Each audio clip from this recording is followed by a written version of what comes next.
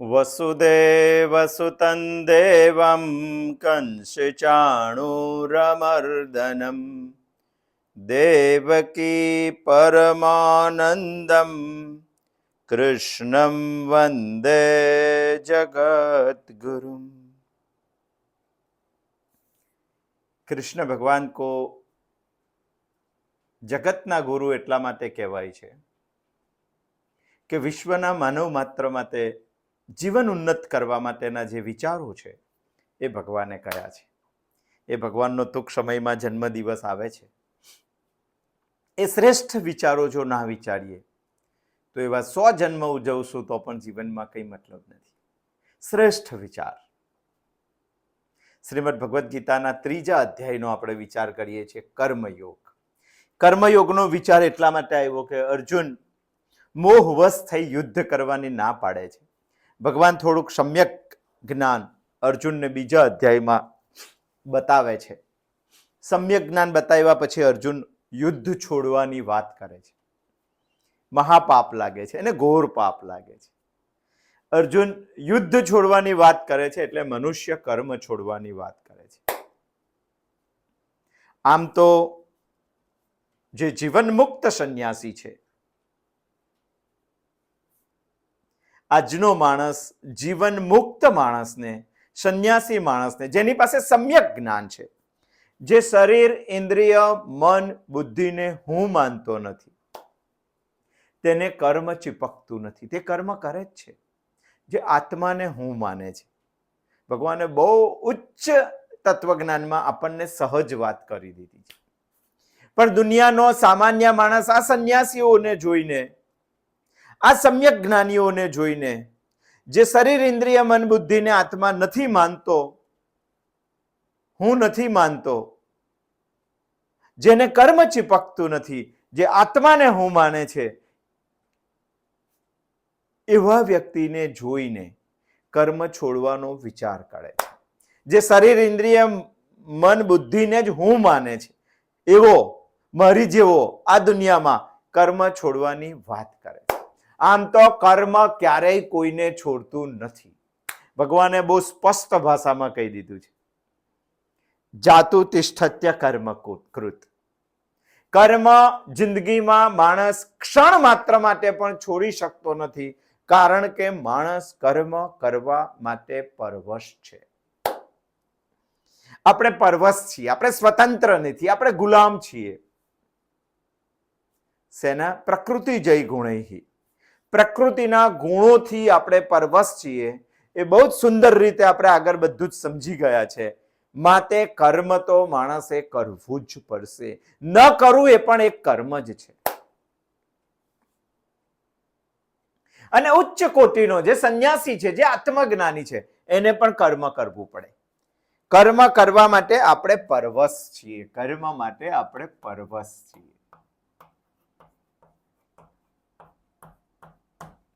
પરવશતા 2 પ્રકારની છે.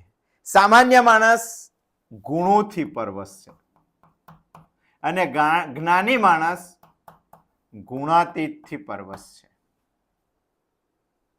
હું કર્મ માટે પરવશ તો છું જ, મને ત્રિગુણોથી પરવશ છું, પણ ઉચ્ચ કક્ષા ઉપર પહોંચી ગયા પછી હું પ્રભુથી પરવશ છું. કારણ કે જીવન મુક્ત થયા પછી પણ માણસ કર્મ તો કરે જ છે. તે કર્મ એને ચીપકતું નથી. તે કર્મ એ તો ભગવાનના હાથનું હથિયાર છે, નિમિત્ત છે. એની કર્મ કરવાની કોઈ ઈચ્છા જ નથી હોતી. ભગવાનની ઈચ્છાથી તે કર્મ કરે છે. આ જીવન છે ઉચ્ચ જીવન. આ જીવન છે સામાન્ય જીવન.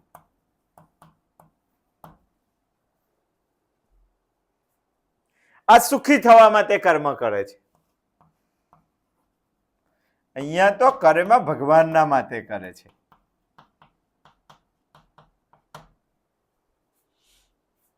પણ એને કર્મ તો પ્રકૃતિના પરવશ કા પ્રભુના પરવશ માણસે રહેવું જ પડે છે. બંને લેવલ ઉપર કર્મ તો થાય જ છે. પ્રશ્ન એટલો છે કે અહીંયા કર્મ ચીટકે છે, અહીંયા કર્મ ચીટકતું નથી. કારણ કે આત્મા નિર્વિશેષ છે, આત્મા ગુણાતીત છે. એને કોઈ ગુણ, કોઈ કર્મ, કશું ક્યારેય ચીપકતું નથી. અને આ વ્યક્તિ તો આત્માને હું માને છે? આ વ્યક્તિ તો શરીર, ઇન્દ્રિય, મન, બુદ્ધિને હું માને છે? એટલે ભગવાને કીધું કે કર્મ, માણસ જીવનમાં ક્ષણ માત્ર માટે પણ કર્મ વગર રહી શકતો નથી. છતાંય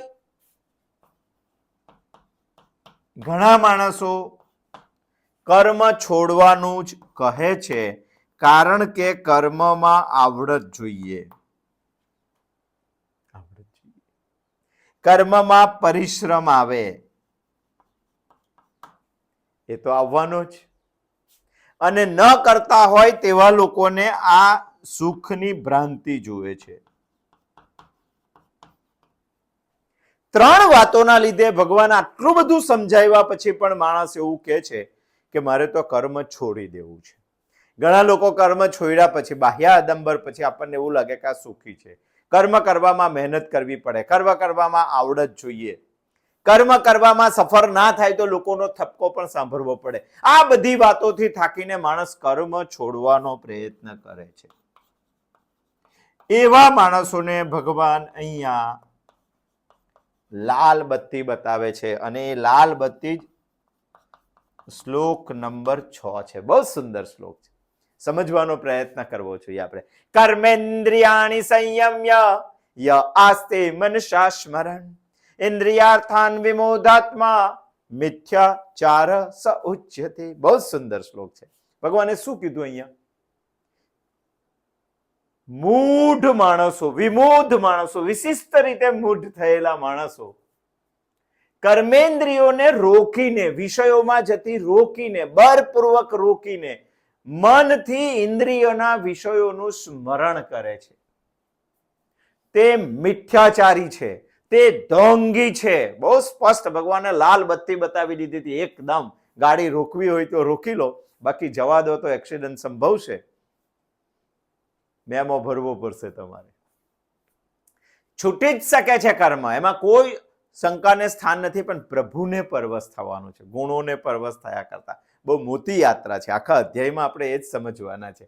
અહીંયા ભગવાન કર્મ ન છોડવાનું કે આટલું સમજાવ્યા પછી, શ્લોક 5માં સમજાવ્યા પછી પણ માણસ કર્મ છોડવાની ના પડે, તો ભગવાન 6થા શ્લોકમાં એક લાલ બત્તી બતાવે છે.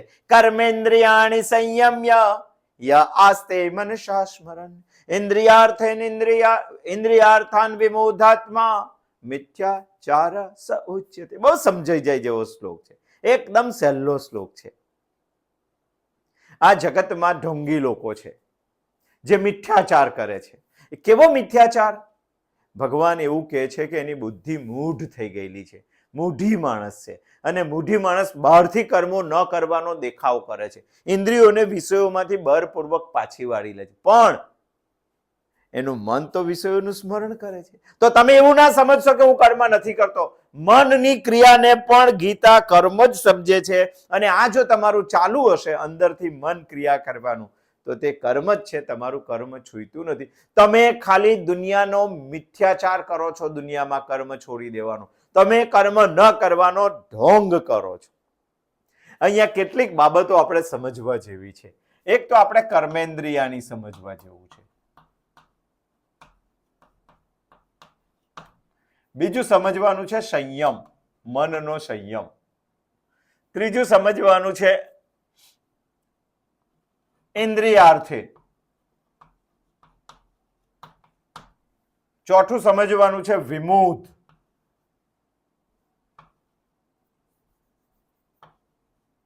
અને પાંચમું સમજવાનું છે મિથ્યાચાર. આટલા શબ્દો આપણે સમજવાનો પ્રયત્ન કરીએ આ શ્લોકમાં, બહુ સુંદર રીતે સમજાઈ જશે. પ્રેક્ટિકલ શું છે તે પણ આપણે જોવાના છે. મતલબ એટલો છે કે અર્જુન એવું કહે છે કે મારે યુદ્ધ નથી કરવું, મારે કર્મ છોડી દેવું છે, કર્મ ઘોર છે, કર્મમાં આટલા બધા દોષો છે. આપણે પણ એનું જોઈને એવું કહેવા લાગે કે મારે કર્મ નથી કરવું. એવા લોકો માટે ભગવાને લાલ બત્તી બતાવી દીધી કે ભાઈ તમે કોને કર્મ કહો છો? તમારી ઇન્દ્રિયોને વિષયોમાંથી બળપૂર્વક તમે પાછી વાળી લો છો, એટલે કર્મ નહીં થાય એવું કહો છો? તમારું મન તો અંદરથી વિષયોનું સ્મરણ કરે જ છે, અને આને કર્મ જ કહેવાય. તમે તો ઢોંગી છો, તમે તો મિથ્યાચારી છો, તમે તો વિમૂઢ છો. બહુ સ્પષ્ટ ભગવાને કહી દીધું. અહીંયા આપણે સમજવાનો પ્રયત્ન કરીએ સૌથી પહેલા કર્મેન્દ્રિયાની. ભગવાને અહીંયા કર્મેન્દ્રિયોનો વિષય કીધો છે, પરંતુ જ્ઞાનેન્દ્રિય પણ એમાં સમાવિષ્ટ જ થઈ જાય છે, કારણ કે એકલી કર્મેન્દ્રિયો જ્ઞાનેન્દ્રિયો સિવાય ક્યારેય કર્મ કરી શકતી નથી. મનની ક્રિયા પણ તેની સાથે જોઈએ છે.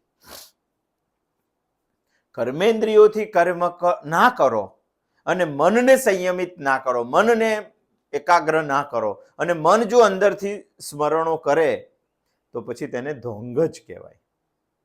આપણી 5 કર્મેન્દ્રિયો છે, 5 જ્ઞાનેન્દ્રિયો છે, અને એક આપણું મન છે. આ 11 થી કર્મ થાય છે. 5 કર્મેન્દ્રિયોમાં આવે છે વાક, પાણી, પાદ, ઉપષ્ઠ અને પાયુ. વાક એટલે આપણું મુખ, પાણી એટલે હાથ, પાદ એટલે પગ, ઉપસ્થ એટલે જનેન્દ્રિય અને પાયુ એટલે ગુદા. આટલી વાતો કર્મેન્દ્રિયોમાં આવે. જ્ઞાનેન્દ્રિયોમાં જોઈએ આપણે કાન, શ્રવણેન્દ્રિય,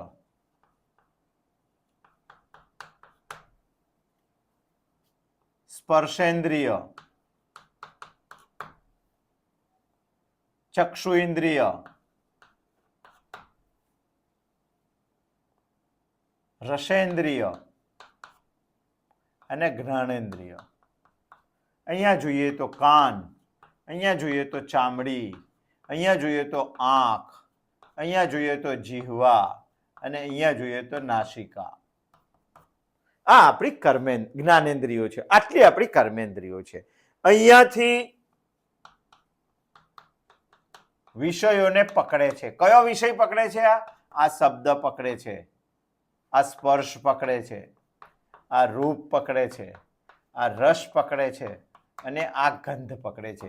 એવી જ રીતે કર્મેન્દ્રિયો પણ 5 વસ્તુના કર્મ કરે છે. આ વાણી એટલે બોલવું, આ એક કર્મ છે આપણું. પાણી એટલે પકડવું, આ એક કર્મ છે આપણું. પાદ એટલે ચલન, ચાલવું, આ એક કર્મ છે આપણું. ઉપસ્થ એટલે પ્રજનન, આ આપણું એક કર્મ છે. અને પાયુ એટલે મળ ત્યાગ. આ 5 કર્મો છે. 5 કર્મેન્દ્રિયોની ભગવાને અહીંયા વાત કરી. બહુ સુંદર રીતે એક એક કર્મેન્દ્રિય આપણે સમજવી છે અને એની પાછળ મન આપણે સમજવું છે. જ્ઞાનેન્દ્રિય વગર કર્મેન્દ્રિય કામ ના કરી શકે. માટે તમે કર્મેન્દ્રિયને રોકો અને જ્ઞાનેન્દ્રિયને ના રોકો તો પણ મિથ્યાચાર જ છે. મિથ્યાચાર છે. આ બધાની પાછળ મનની ક્રિયાઓ છે અને શ્રીમદ ભગવદ્ ગીતા મનની ક્રિયાને પણ કર્મ જ કહે છે. કર્મેન્દ્રિયાણિ સંયમ્ય યા આસ્તે મનસા સ્મરણ. હવે આપણે વિચારવાનું છે. કર્મેન્દ્રિયાણી શબ્દ આપણે જોયો એટલે કર્મેન્દ્રિયોની વાત છે. ચાલો 5 કર્મેન્દ્રિયોને હમણાં ધ્યાનમાં લઈએ, બાકી તો 11 ને ધ્યાનમાં લેવી જોઈએ. 5 કર્મેન્દ્રિયોની ભગવાન અહીંયા વાત કરે છે જેનાથી આપણે કર્મ કરીએ છીએ એવું આપણે સમજીએ છીએ.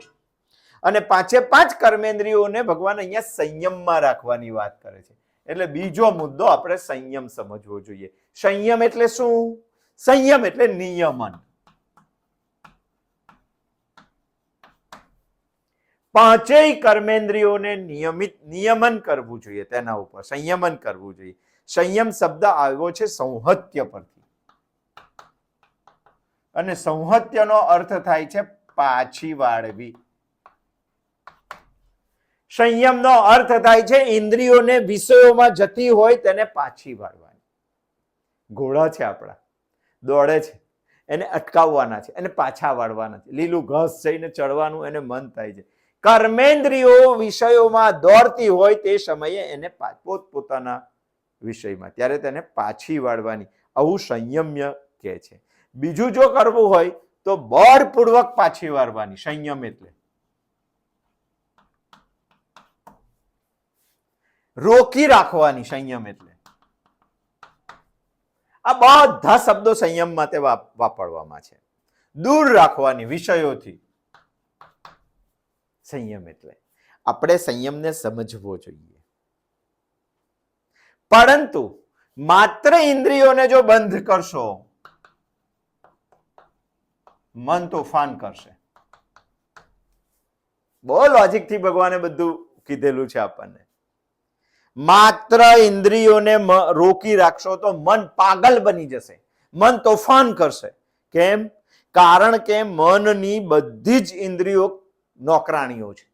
તમે શેઠ છો, ઘરમાં બેઠા છો ને બધું પાણી માંગો તો દૂધ આવી જાય એટલી તમારી સેવાઓ છે, અને એક દિવસ નોકરાણીઓ બધી રજા પર હોય, 20-21 નોકરાણીઓથી તમારું ઘર ચાલે છે, 11 નોકરાણીઓથી, અને બધી નોકરાણીઓ રજા પર હોય, તે દિવસે તમે પાગલ બની જાઓ, તે દિવસે તમે બાવરા બની જાઓ. બધું જ કામ જાતે કરવું પડે, અને બધું જ કામ જાતે કરવાનું આવે તે દિવસે માણસ તોફાન કરવા લાગે.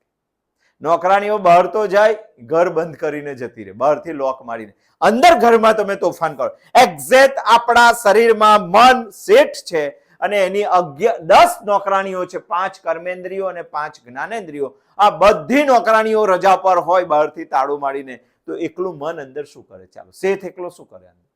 તોફાન કરે કે ના કરે? આ મન તોફાન કરે છે, બધી જ નોકરાણીઓ છે. એટલે સંયમ તો કરી દીધો આપણે ઇન્દ્રિયોથી, કર્મેન્દ્રિયાની સંયમ્ય ત્યાં સુધી તો સમજી લીધો.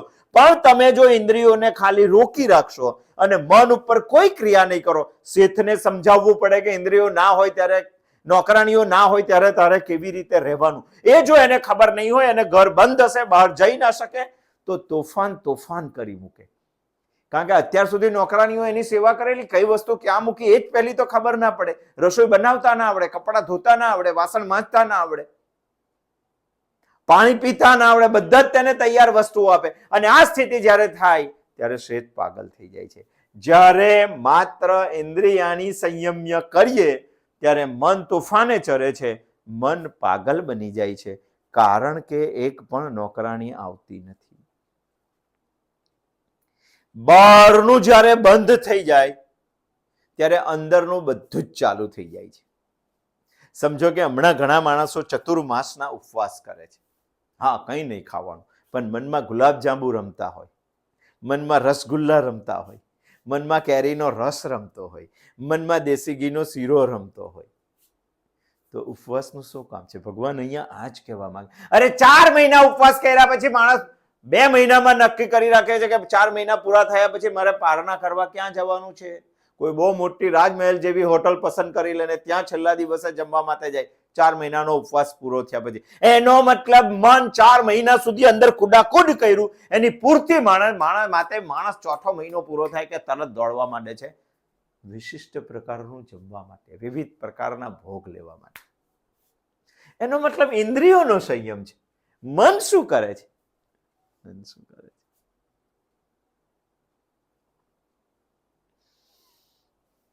માત્ર ઇન્દ્રિયોને દબાવવાનો પ્રયત્ન કર્યો અને મનને જો છૂટું રાખ્યું તો સમજી લો, ઇન્દ્રિયોને દબાવવાથી મન ક્યારેય દબાવવાનું નથી, ઉલટું ડબલ પાવરથી ઉછળવાનું છે. ભગવાન એ જ સમજાવવા માંગે છે અહીંયા, કર્મેન્દ્રિયાણી સંયમ્ય ય આસ્તે મનસા સ્મરણ. કર્મેન્દ્રિયોને તમે સંયમમાં ના લો, માત્ર કર્મેન્દ્રિયો ઉપર નિયમન ના કરો, માત્ર કર્મેન્દ્રિયોને વિષયોમાંથી પાછી ના વળો, માત્ર કર્મેન્દ્રિયોને તમે કંટ્રોલમાં ના રાખો, મનનો પણ વિચાર કરો. અને જો ઇન્દ્રિયોને માત્ર સંયમમાં રાખશો બાહ્ય દેખાવ માટે, તો મનસા સ્મરણ તો ચાલુ છે. છતો પણ એક વિષય આપણે લેવો જોઈએ, મનસા સ્મરણ. આ તો ચાલુ છે તમારું મનનું વિચારવાનું.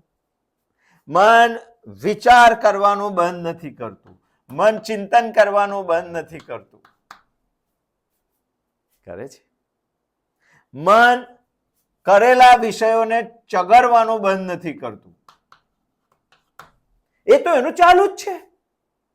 તો મનની ક્રિયાઓ, મનથી વિચાર કરવાની, એ પણ એક ક્રિયા જ છે.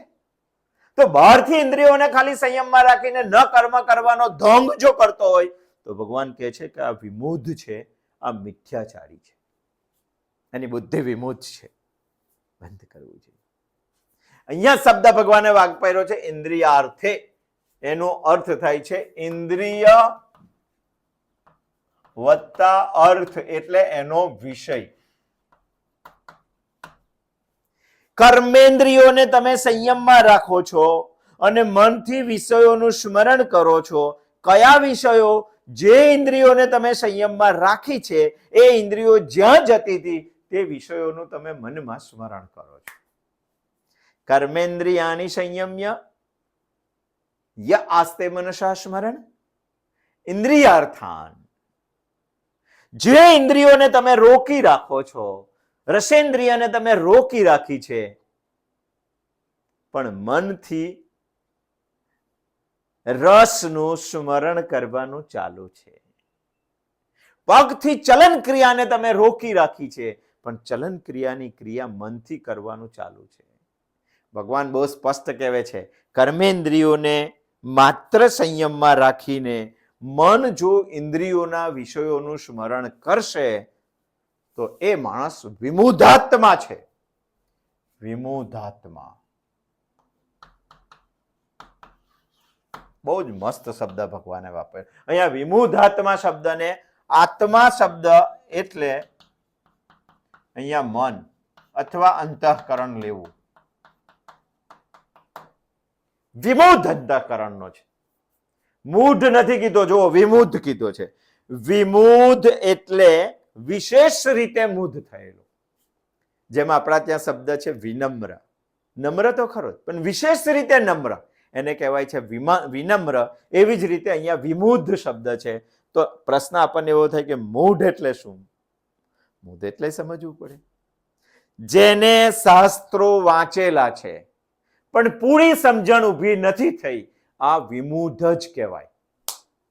આ વાંચી નાખ્યા છે શાસ્ત્રો બધા એને, પણ વાંચીને નાખી દીધા છે, ઉતાર્યા નથી. કે ને ઘણા માણસ મેં આટલા વેદ વાંચી નાખ્યા, આટલા ઉપનિષદ વાંચી નાખ્યા, શ્રીમદ ભગવાન વાંચીને નાખી દીધું છે, સમજ ઊભી નથી કરી. આ માણસને વિમુઢ જ કહેવાય. અને આવો જો માણસ રહે તો એની પાસે કાર્ય અને અકાર્યનો વિવેક ના હોય. શું કરવાનું ને શું નહીં કરવાનું આ એને ખબર નથી. અવિવેકી માણસ કહેવાય. એટલું જ નહીં, સત અને અસતનો વિવેક પણ ગુમાવી દે. મારે દુનિયામાં શું સત છે ને શું અસત છે એની એને સમજ જ નથી પડતી, શાસ્ત્રો ભણ્યા છે છતાંય. માટે આ માણસને ભગવાન અહીંયા વિમુઢ કહે છે.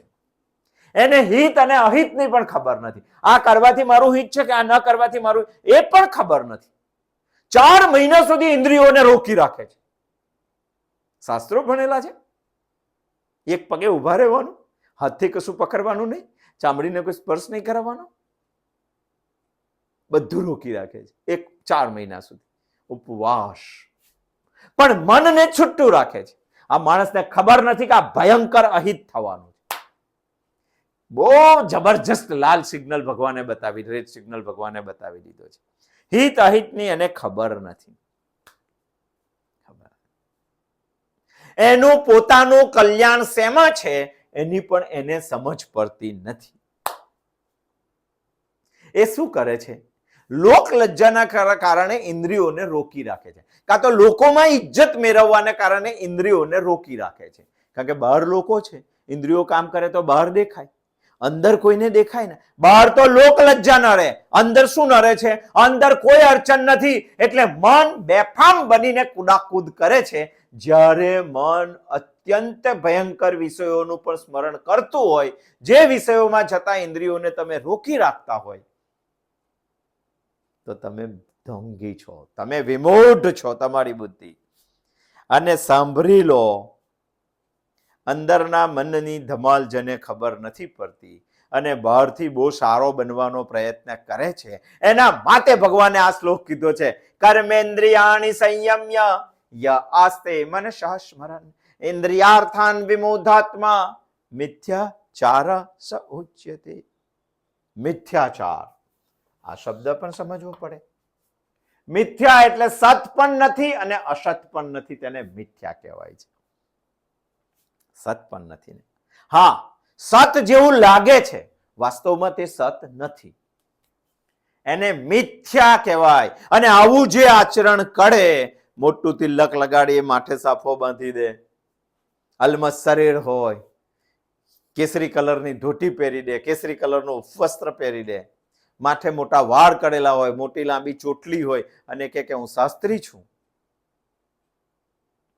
અને શાસ્ત્ર એક પણ ભણેલું ના હોય તો સમજી લેવું આ માણસ સત જેવો દેખાય છે પણ અંદરથી સત નથી. એને કહેવાય છે મિથ્યાચાર.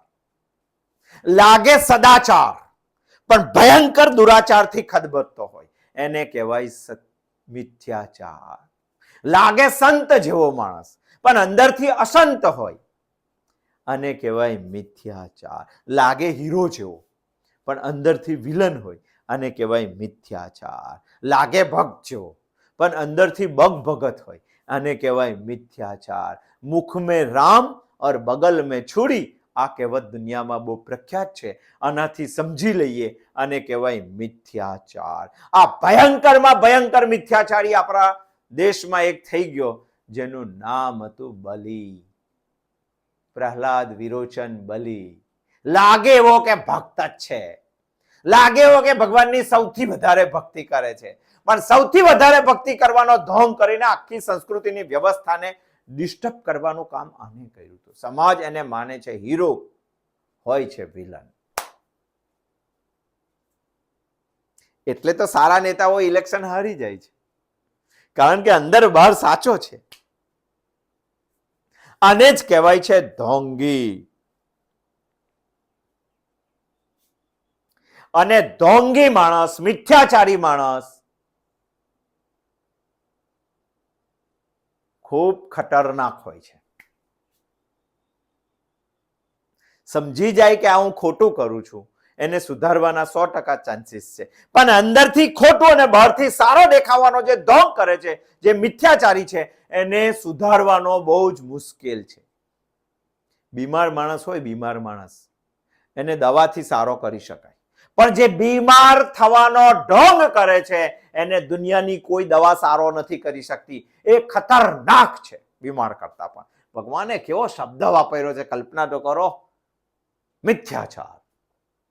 ઊંઘતો માણસ હોય ને, ખરેખર ઊંઘતો માણસ, એને જગાડી શકાય છે, પણ જે ઊંઘવાનો ઢોંગ કરીને પડી રહેલો છે એને દુનિયાની કોઈ તાકાત જગાડી શકતી નથી. બસ ભગવાન અહીંયા એ વાત કરે છે.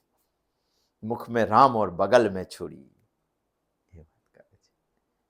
कर्मेन्द्रियाणि संयम्य या आस्ते मनसा स्मरण विम इंद्रियार्थान विमोधात्मा મિથ્યાચાર સ ઉચ્યતે. આવું કરનાર દુનિયાના પ્રત્યેક માણસોના કપડા કાઢવાની તાકાત કૃષ્ણ ભગવાનમાં છે, અને ભગવાન આ કરનાર બધા જ લોકોના કપડા કાઢે છે. તમે ખાલી કર્મેન્દ્રિયોને રોકી રાખશો અને મનને તેના વિષયોમાં જવા દેશો. મનને જવા માટે કોઈ ટ્રેનની જરૂર નથી, મનને જવા માટે કોઈ એરોપ્લેનની જરૂર નથી, મનને જવા માટે કોઈ ફોર વ્હીલની જરૂર નથી, મનને જવા માટે કોઈ રિક્ષાની જરૂર નથી. અને મન જાય તો કોઈ જોતુંય નથી, અને કશી અડચણ પણ આવતી નથી, અને મનને કોઈ લોક લજ્જા લાગતી નથી, કારણ કે લોકોને ખબર નથી પડતી, અને ઇન્દ્રિયોને આ બધું જ ખબર પડે છે. ઇન્દ્રિયોનું લોકોને ખબર પડી જાય છે. ઇન્દ્રિયોને જવા માટે વિમાન જોઈએ, ઇન્દ્રિયોને જવા માટે પ્લેન જોઈએ, ઇન્દ્રિયોને જવા માટે ટ્રેન જોઈએ. અને માતે આપણે જે નથી કરી શકતા ઇન્દ્રિયોથી, કે નથી કરતા, અને સારો દેખાવાનો પ્રયત્ન કરીએ છીએ અને મનને બધું જ કરવા દઈએ છીએ, એને ભગવાન કહે છે કે આ માણસ વિમોધ છે, મિથ્યાચાર છે એનો. આ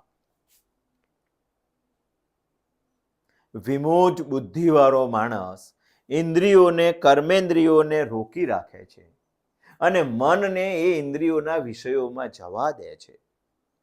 તો સમજવાનું આ મિથ્યાચારી છે, આ ઢોંગી છે.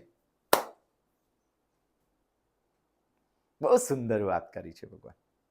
આવતા સોમવારે ફરી પાછા આપણે આવશું અને સમજશું કે કર્મેન્દ્રિયો શું કરે છે, કેવી રીતે એને રોકવી જોઈએ, અને રોકવી તો પછી મનને બી રોકવા માટે શું કરવું જોઈએ, આ સમજવું જોઈએ. ભલે ભગવાને તો બહુ સ્પષ્ટ કરીને કપડા કાઢવાનો પ્રયત્ન કરી દીધો છે, કાઢી નાખ્યા છે. માણસને જોઈએ ઉપલા માળમાં થોડીક સમજ પડવી જોઈએ કે દુનિયામાં કેવા માણસો જીવે છે.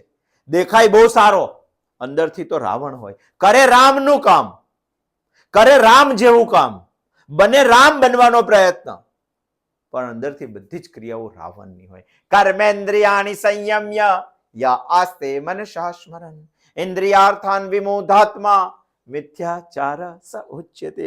ભગવાન એવો શ્લોક કહે છે કે દુનિયાના માણસોની નહીં, આપણા પોતાના કપડા પણ કાઢવાનું આ શ્લોકથી સમજ પડી જાય તેવું છે. શું છે આપણી કર્મેન્દ્રિયો, શું કામ કરે છે, વશમાં ના હોય તો શું થઈ શકે, અને કર્મેન્દ્રિયો સાથે મનને વશમાં કરવા માટે શું કરવું જોઈએ, એના વિષયોમાં મન ના જાય તેના માટે શું કરવું જોઈએ. આવતા સોમવારે આવશું અને આપણે એના વિશે વિશેષ વાત કરશું. અસ્તુ. જય શ્રી કૃષ્ણ.